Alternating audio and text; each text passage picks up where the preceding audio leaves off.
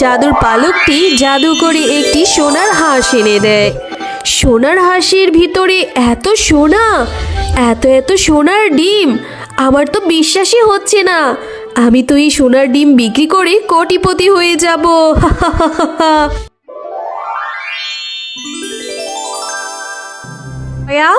রান্নাটা কি হলো? আর কত দূর সময় লাগবে? বাড়িতে যে আরো কত কাজ পড়ে আছে, তাড়াতাড়ি সারতে হবে। তোর মামার যে শহর থেকে ফেরার সময় হয়ে এসেছে, এসে যদি দেখে তুই কাজ করছিস তাহলে তো ভাববে তোকে দিয়ে আমি বাড়ির সব কাজ করাই, তারপর আমাকে দু চারটা আবার কথাও শুনিয়ে দেবে। তাড়াতাড়ি কাজগুলো শেষ করে ফেলতো। মামি, আজকে মামা আসবে, কি মজা! হ্যাঁ মামি, আমার কাজ প্রায় শেষ হয়ে এসেছে। মামা আসার আগে আমার সব কাজ শেষ হয়ে যাবে। হ্যাঁ, মামা আসছে দেখে একদম খুশিতে গদগদ। মামা যে এত এত কিছু নিয়ে আসবে এই জন্য, তাই তো? হ্যাঁ মামি, মামা যে সবসময় শহর থেকে ফেরার সময় আমার জন্য অনেক কিছু কিনে আনে। হ্যাঁ, তোর মামার তো কোনো হিসেব নিকেশ নেই, যা ইচ্ছে তাই কিনে কেটে নিয়ে আসে। মা, টয়া আর মিনা, এই নে তোদের দুজনের জন্য একই ডিজাইনের সেম কালারের দুইটা জামা এনেছি, দেখ তোদের পছন্দ হয় কিনা। বাবা, তুমি আমাদের দুইজনের জন্য কেন সেম ডিজাইনের জামা আনবে? টয়ার সঙ্গে কি আমার তুলনা? আমি হচ্ছে তোমার মেয়ে, আর টয়ার তো আমাদের বাড়িতে কাজ করে, তাহলে ওর মতো কেন আমার জন্য জামা নিয়ে আসবে? আমার জামা তো আরো ভালো ডিজাইনের আনা উচিত। মিনা, এটা তুই কেমন ধরনের কথা বলছিস রে মা?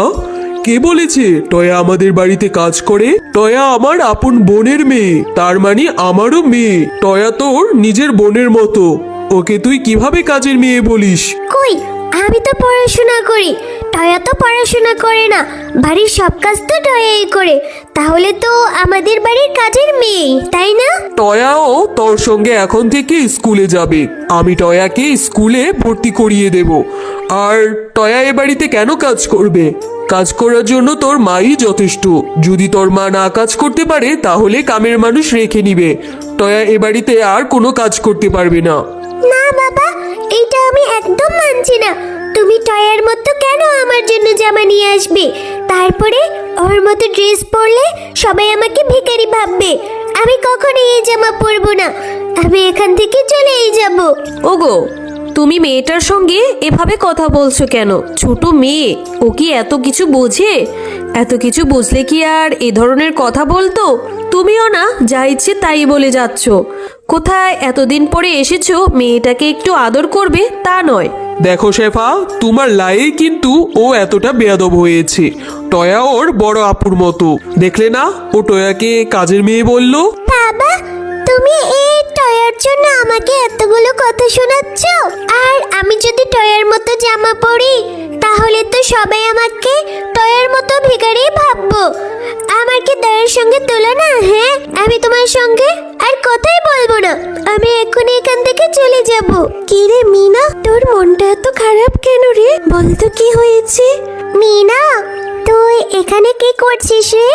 আমার জামা লাগবে না, ওই দুইটা জামাই তুই নিয়ে নিস। হ্যাঁ, তারপরও তুই মামার সঙ্গে রাগ করিস না বোন, মামা যে তোকে অনেক আদর করে। এই হয়েছে, তোর জন্য বাবা আমাকে কতগুলো কথা শুনিয়ে দিল, আর তুই কিনা এখানে এসে নাটক করছিস।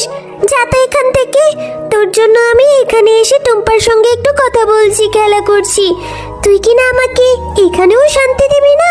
মিনা, তুই আমার সঙ্গে কেন এরকম করিস রে? আমি তো তোর সঙ্গে মিলেমিশে থাকতে চাই, তুই আমাকে এখনো মেনে নিতে পারিসনি। এই চাকরানি, তোকে আবার কি মেনে নেব? তুই তো আমাদের বাড়ির চাকর, আমার মায়ের হুকুম মতো কাজ করিস। শুধুমাত্র তোর জন্য বাবা আমাকে এখন দেখতে পারে না। তুই এখনই এখান থেকে চলে যা, আমি তোর সঙ্গে কোনো কথা বলতে চাই না।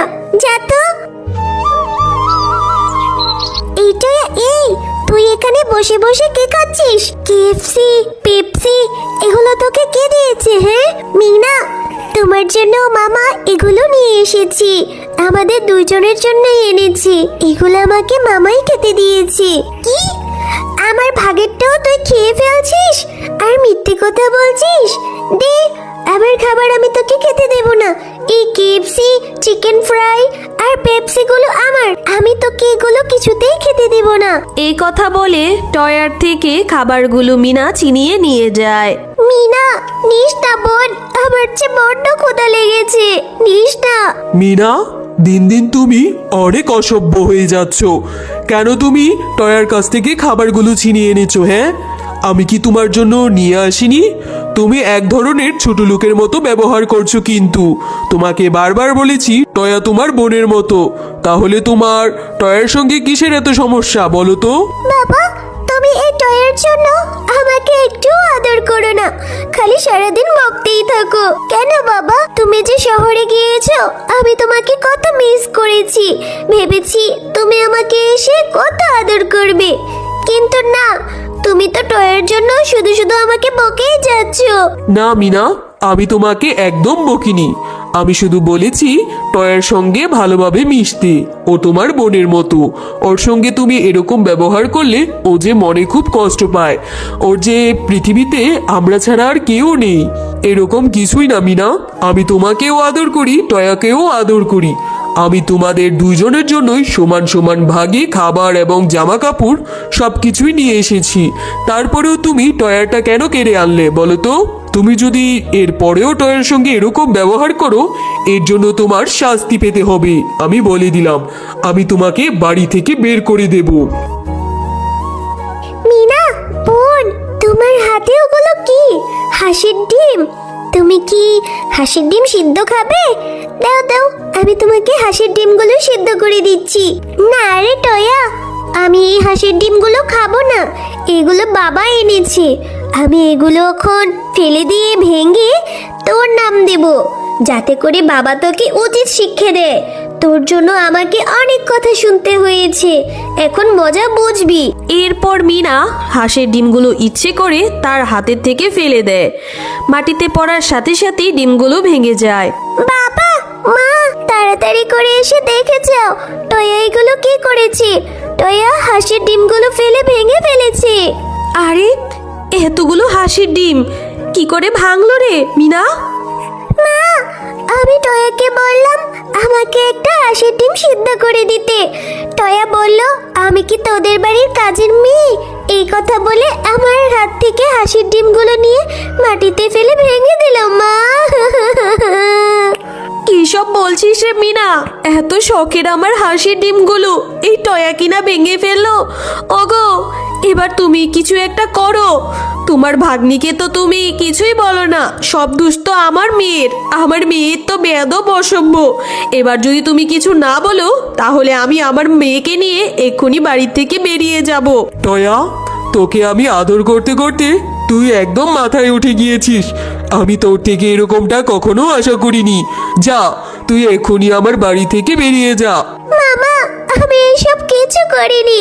মিনা মিথ্যে কথা বলছে মামা, আমি এইগুলো করিনি। মিনাই ওর হাতের থেকে ডিমগুলো ফেলে ভেঙে ফেলেছে। আর আমি কোথায় যাব? আমার যে যাওয়ার কোনো জায়গা নেই মামা। আমি এত কিছু জানি না। তোর জন্য আমি আমার নিজের মেয়েকে অনেক বকেছি। তুই এক্ষুনি আমার চোখের সামনে থেকে চলে যা। এরপর টয়া সে বাড়ি থেকে চলে যায় আর বনের মধ্যে বসে বসে কান্না করতে থাকে। মামা আমার কথা বিশ্বাস করলো না।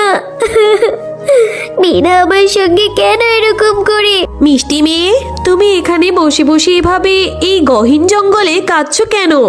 কি হয়েছে তোমার, আমাকে বলো।